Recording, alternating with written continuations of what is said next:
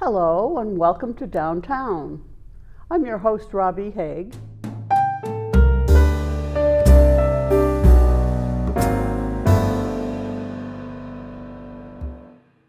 Today I'm having a conversation with Terry Cole, who is a book illustrator. And the book we're talking about today is Alex the Cape Cod Ant. Yes. Welcome to the show, Terry. It's very nice for you to have me. Thank you. It's so good to have you here. Thank you. Yeah, so tell me a little about Alex the Cape Cod Ant. Well, Alex lives on Peters Pond in Sandwich, just not far from here. Wow. And the author, Bill Burnett, he vacationed at Peters Pond, and he saw a trail of ants coming in and out of his cottage by the pond. And it raised a few questions. First, he was annoyed that there were so many ants, and then he looked at the trail of ants and said, who are you? And what story do you have to tell? Oh. And he sat himself down by the pond and started writing the tales of Alex the Cape Cod Ant. He's written 10 manuscripts, but we only have 2 in print and 1 in the works. Very good. How long has he been working on these books? It's always interesting when you meet an author. They will carry around ideas for years. He has had these ideas in his head for 10 years at least. Isn't that wonderful? Yes. He's holding on to his childhood, I think. Yeah. Don't we all? Isn't that wonderful? Yes. Yeah, very good. So Bill Burnett is a very interesting fella. He is an unassuming author. Not a writer by trade. He is a heating and air conditioning man by trade who happened to write these adorable children's stories and had to go in search of his artist once he had enough books under his belt that he thought it's time to go to publication. So he went on the internet and he Googled children's book illustrators, Cape Cod first, and then children's book illustrators, South Shore.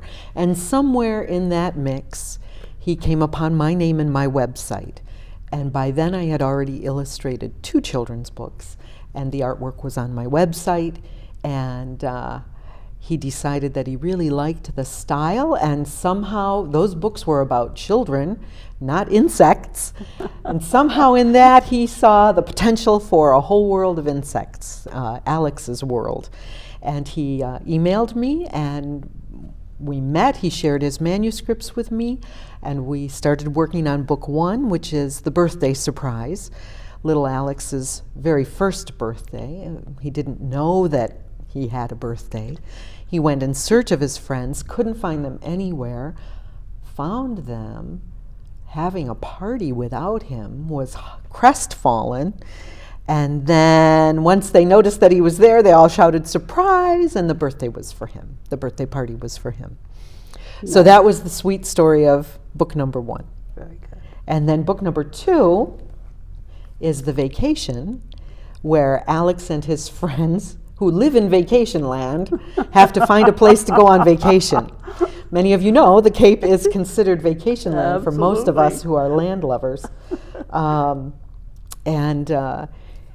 They get together collectively and make a decision where they're going to go, and they end up in somewhere also on Peters Pond, because remember, they're insects. Yes. So they're not going to travel They that don't far. travel too far. They're not migrating birds, right? Right.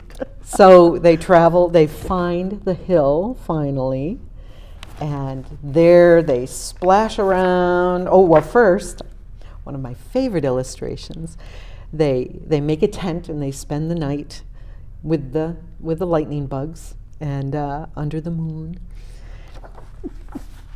And the next day... Are you sure this is a children's book? Because I'm getting very, very interested. Nostalgic? Are you feeling nostalgic? I am. But then as they're splashing around and having fun, Alex, who is completely like your very own 5-year-old child, gets homesick.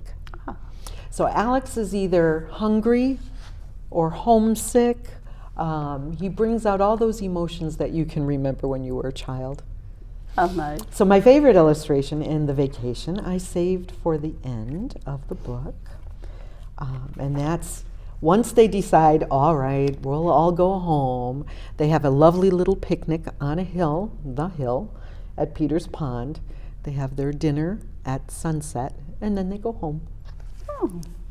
And the newest book that you're now working on. Yes, it's only in rough form right now.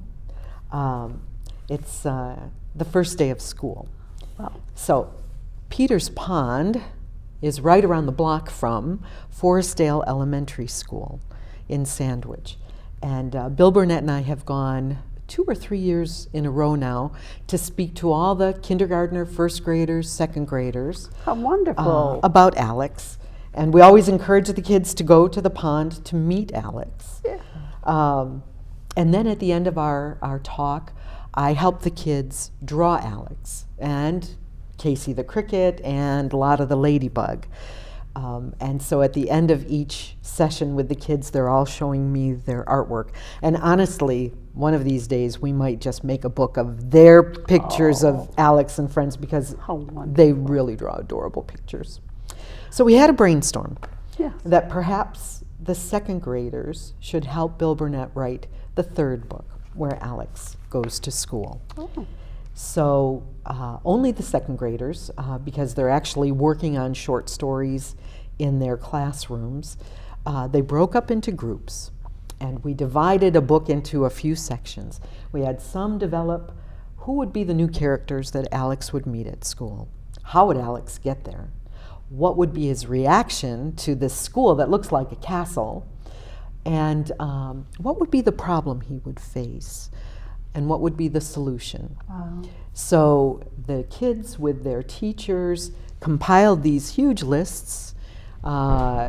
We condensed those onto paper and handed them to Bill Burnett and said, now you weave this together and write a story.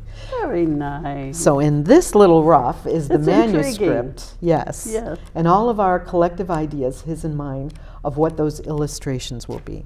And I'm at the character development phase of this book, moving quickly into the black and white pencil sketch illustrations that Bill Burnett can then pick apart and say, yes, no, his hat needs to be a baseball cap this time, his shoes need to be tennis shoes this time, I want more children's shoes, because if you're an ant going to school, basically all you're going to see are giants.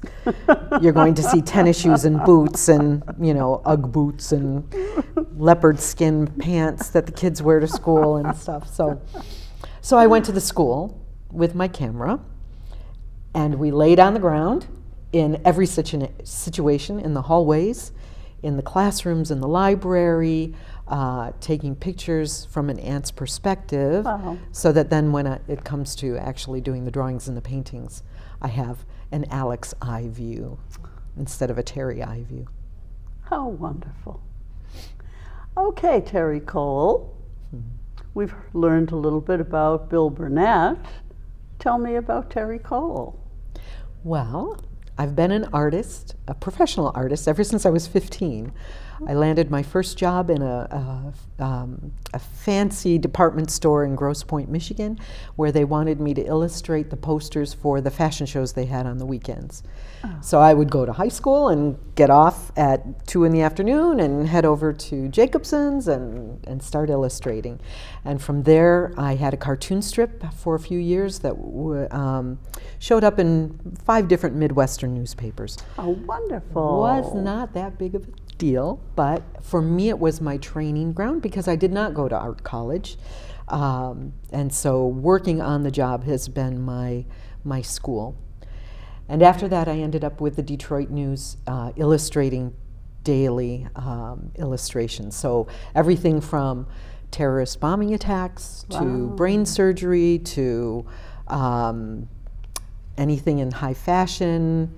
Back then, reflexology was a new thing. I remember doing an illustration about people's feet and the touch points, and how to slice a turkey.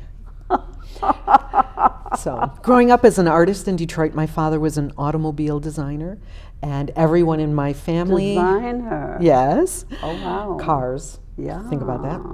I did not want to draw cars, but I wanted to be an artist. And my father asked me, well, how are you going to make a living? So I thought, I would best learn how to draw just about everything.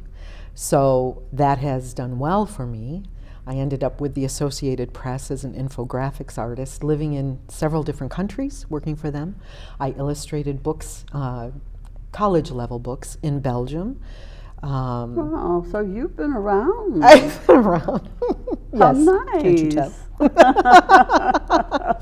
Yes, lived in 4 different countries, 5 different states. We just moved to the state of Rhode Island, the smallest state in the Union. So, Very good. So you've always had this talent. yes, yeah, That's wonderful. yes, There's a great deal to be said for on-the-job training also. I think so. I think so.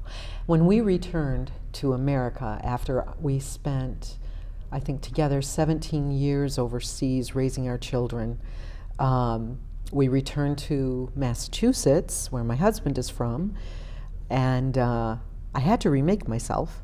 I was over that scary age of 50 and coming back to America when it was having its financial crisis.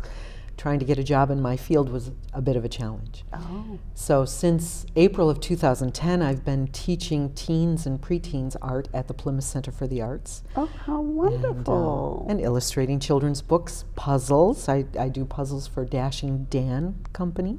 Very and, good. I've heard. Yes, and I've Of- painted one of the lobsters on the waterfront You in did. Plymouth. Yeah. Wonderful. As a matter of fact, we met at the auction We for did. those lobsters a Yes. couple of weeks ago. I have to say, out of all the projects I've ever worked on, that was the most fun project ever. A 5-foot fiberglass lobster offers an awful lot of painting ground. Each of us artists had to do what our sponsors wanted, and my sponsor, who remains anonymous, wanted her child's life growing up in Plymouth painted on this lobster. So she, I know the one you're referring to. yeah, yeah, Quite Childhood beautiful. memories. Childhood memories. Yeah. And I do remember the little boy on the swing. Yeah, yeah. So I had to keep, it's very difficult for me to hold my tongue and not spill the beans and say who the sponsor is and who the child is, but he was headed off to college. He's her only child. She wanted something memorable for him, and that would do it. And I Wow. really didn't know how he would respond to a lobster dedicated to him on the waterfront in Plymouth. And happenstance, I was on the waterfront the day that she was showing him all the lobsters to see if he could tell that that lobster was all about him. And I got to watch his reaction. And for every mother out there, he responded just the way you'd want. After studying it, wonderful? he figured it out, and he picked her up and he hugged her and he swung her around in a circle. It was like, oh my gosh, the perfect child. Just like some of the depictions on that Yes, lobster. yes, they had a wonderful relationship. Have a Wonderful. wonderful relationship. Very good. Oh, that makes it even more meaningful to me. And I have been walking by those lobsters for 2 years Yes. and enjoying them almost on a daily basis. So, Yes. And now the lobsters are gone, and we are all mourning their loss. Yeah. But they've been auctioned off to wonderful homes. I hope to see my lobster in his new location in Manomet. And the Plymouth Chamber of Commerce is working on yet another scathingly brilliant idea. We'll all be painting scallops. you're going to do one. I hope so. I have to Excellent. be chosen. Yes. So we as artists send in 3 illustrations, just random illustrations to show our style. And once they have about 30 sponsors who are interested, they spread out all of our artwork on tables, and the sponsors go around and they choose who they want. So I want to be chosen. Pick me. Somehow, I would say that you probably be one of the chosen. I hope so. From what I'm seeing here, Yeah. these are just beautiful books. Now, I want to make mention also, I had this book in my own hands a little bit ago, and I'm very impressed by the inside cover. What do you know about the world of insects? And other questions that bug you. How wonderful. Well, once upon a time, we lived in Vienna, Austria, and I was a preschool teacher.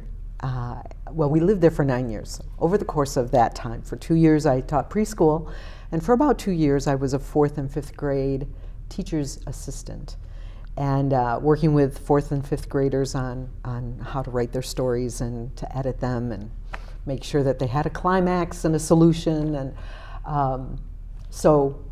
and the fact that I'm married to a journalist, storytelling is kind of always in the back of my mind. And I think that as adults, reading a book to a child, it's up to us to help them kind of mine more out of that book than what you might see at face value. So I have always loved artists who hide things in their illustrations that help parents and grandparents to get a little bit more out of their reading time with their little one. So in the first book, we hid things and asked questions. If you're an aunt and you're having a birthday party, how are your friends going to decorate? Well, they're going to use tulip leaves, of course, as the tablecloth, and they'll use tulip leaves as the wrapping paper. In this waterfront area, there's this crazy little berry that grows called a porcelain berry. And they are blue and purple and turquoise, and they have speckles on them. And I don't know if you've ever seen them yourself. I don't think I have. But if you go up to Ellisville Park, up Route 3A, on your way from the parking lot to the ocean, the ground is just covered with them. And even in Providence, where we live now, I have found some growing just in people's yards. And most people aren't looking for something so tiny as a blue or turquoise berry. But those ended up being the balloons in the birthday surprise. So wonderful. Another question on the inside leaf of this book. What is a Luna moth? What is a Luna moth? A Luna moth is a crazy, beautiful moth. I've seen one. Yeah, let's see if we can find a picture of her in there. Molly the moth. They are beautiful. I like the allegory too. Well, Bill Burnett always comes up with the characters. He likes alliteration, so they always have a name that begins with the same letter as the insect. So they're looking for Molly right now because Molly has been on vacation before and she knows where they might go. But they don't find her at the front door. So then they go into the garden and they scare the bejeebies out of her. She drops her basket of little tiny chamomile flowers. And then she shows up. They have a little conversation about how he scared her. And then they all end up walking together, to this new location on the hill. So I had to be careful. Molly is the color of the sky almost. So it's a little bit their camouflage. And she disappears a little bit if she's up in the sky. And in our next book, there's going to be a bully.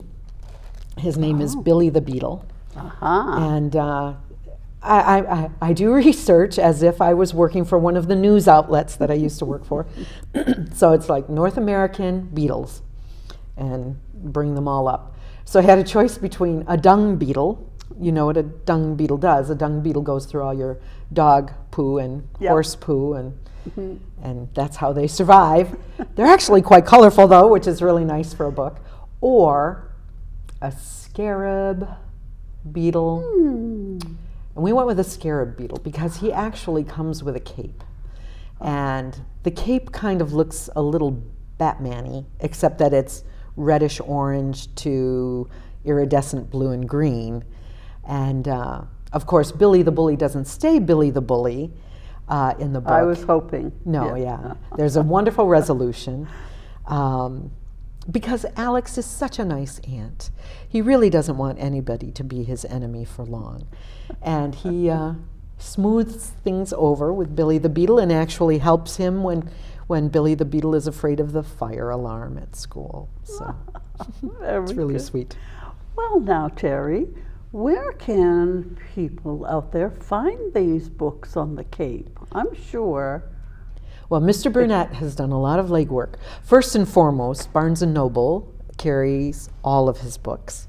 But at Mashpee, the Market Street bookstore, as well as there's a children's store right across the street from Starbucks, which name I can't remember right now, but the books are also there. Is that Titcomb's? No, Titcomb's is on 6A. Okay. And Alex is at Titcomb's. Alex is in Chatham at the Yellow Umbrella. He's down in West Dennis. Wonderful. And then, I forgot to mention, Mr. Bill Burnett, the author of these wonderful books, has opened a bookstore in Plymouth, Massachusetts. Really? It's an excellent, excellent bookstore. Over 4,000 titles. It's also a gift store, so you have to go through the gift store to get to the bookstore. But he especially loves to highlight local authors and illustrators. Wow. So he has a whole section of those, a whole section of local historical books about Plymouth, the Wampanoags, the Pilgrims, the area, all the way down, New England, I would say, some Connecticut books, some Rhode Island books, definitely Maine and Vermont show up there. But then he's got New York Times bestsellers. Really, really, really the full gamut. He has done his homework and he's created a wonderful bookstore in Very Plymouth. good. It's called Windermere Gift and Bookshop. Excellent. Yes. And I think he has a stuffed animal outside his door. He does. He has this giraffe that he's particularly fond of. And the giraffe changes outfits depending on what's the holiday. weather. So I wasn't there last week to see, but I'm sure she had her green tutu on for St. Patty's Day. And she's got a bikini for the summer and sunglasses and, what do we call them, flippers and the whole 9 yards. Nice. Yeah. I'll be looking forward to it. Yes. Well, this has just been a wonderful time with you, Terry. Thank you, Robbie. It is just so fun to get back to the basics of a children's book. Yes. Well, I hope that in the fall you'll all be looking for Alex the Cape Cod Ant, the first day of school, when it hits the bookshops. You can also find them on Amazon.com, but of course we would rather give business to our local bookstores. Absolutely. Yeah. Thank you so much. You're very welcome. It's Thanks for just been having a me. pleasure talking with you. Thank you. And thank you out there for being part of Downtown. And we hope to see you all again real soon. This is your host, Robbie Haig, for Downtown.